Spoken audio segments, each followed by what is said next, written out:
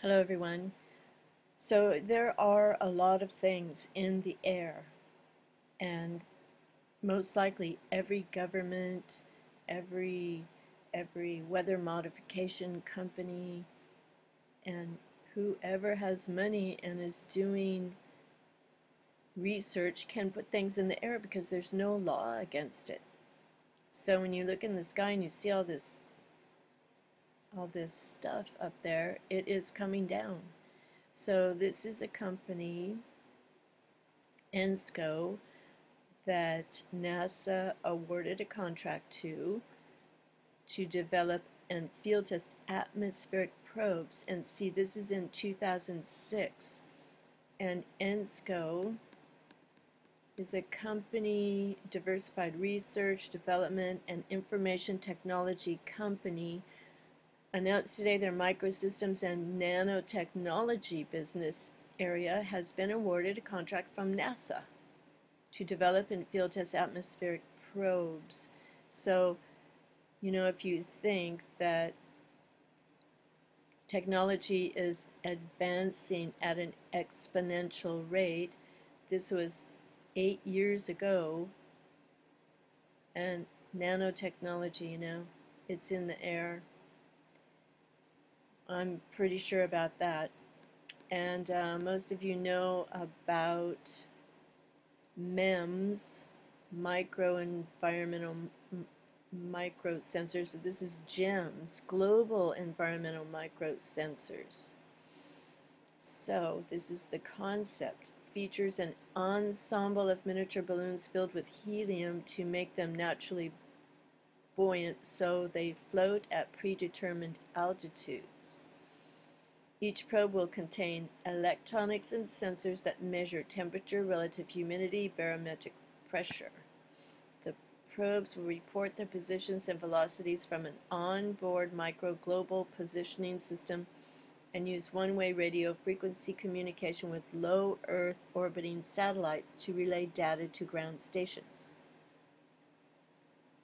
ENSCO is incorporating advanced materials in the design of the GEMS shell so the probes can remain airborne for long periods of time. This capability is critical in order for the probes to collect a large amount of data over wide portions of the atmosphere. So they are in the atmosphere, and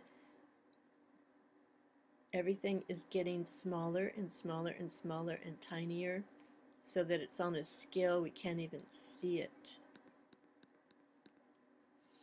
By leveraging current advances in nanotechnology, the mass and size as well as the manufacturing costs of GEMS can be reduced substantially so that large numbers of probes could be deployed routinely to support NASA ground and launch operations. Well, they're definitely putting things in the sky every day, but this might not, you know, um, our lungs might not be able to handle this. And this might be ending up in the snow too, amongst other things. A full-scale operational GEMS system has the potential to increase significantly the amount of in-situ weather observations, leading to improvements in the accuracy of short-term weather forecasts.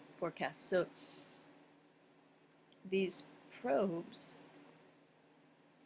report back. They probably have cameras now too. Improving meteorological forecasts can reduce both weather hazards and weather-related scrubs for NASA, thus enhancing safety and reducing costs for the space program. So they always make it sound good, weather hazards, weather-related, I don't know what that stands for. Weather prediction today relies upon weather balloons, which are costly and do not remain in the atmosphere for great lengths of time, said ENSCO's Director, Advanced Technologies, John Bianco. Yes, I've read about him before. He's really into nanotechnology, his company.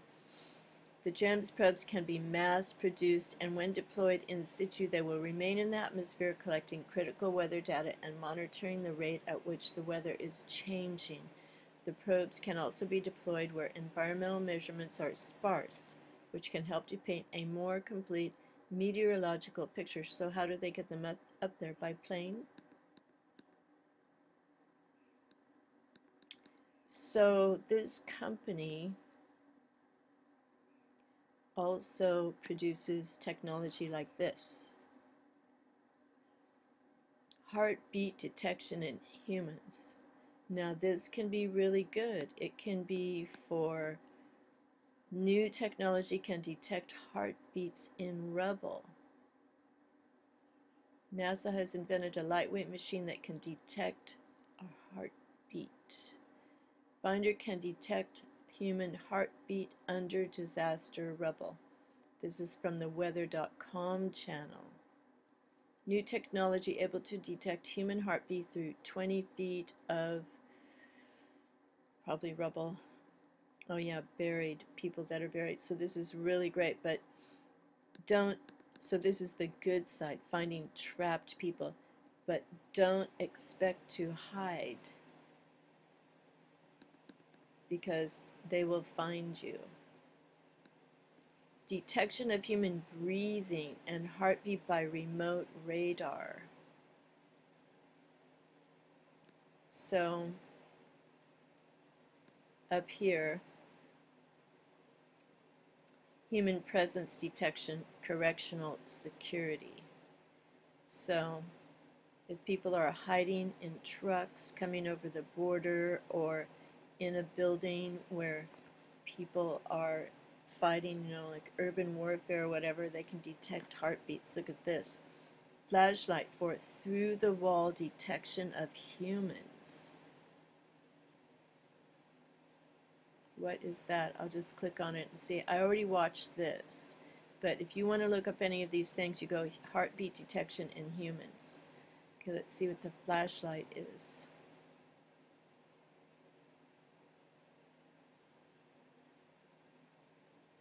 Radar flashlight for through-the-wall detection of humans.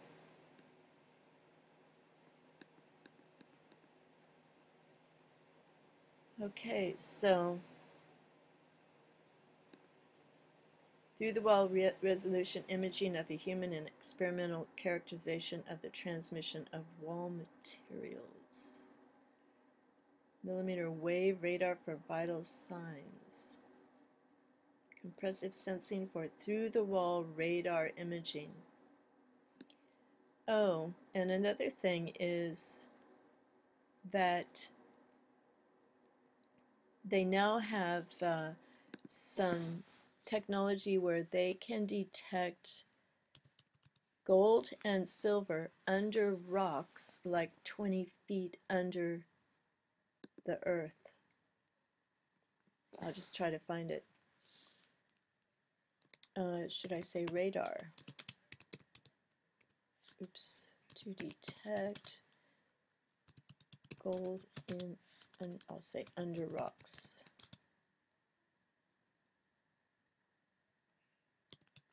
Because that's how I read it first. Ground penetrating radar.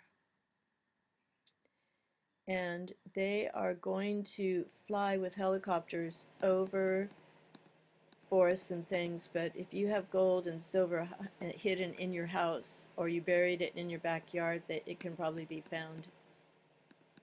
Ground penetrating radar. Okay, well, there's no hiding anymore. God sees all anyway.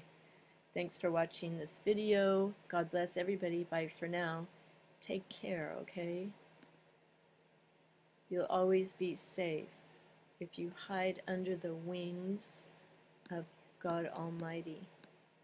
Okay, this isn't what I'm talking about. These, okay, maybe it's more like this kind of a thing, where they're up, they're in the sky looking for it. Okay, thanks for watching. Bye for now.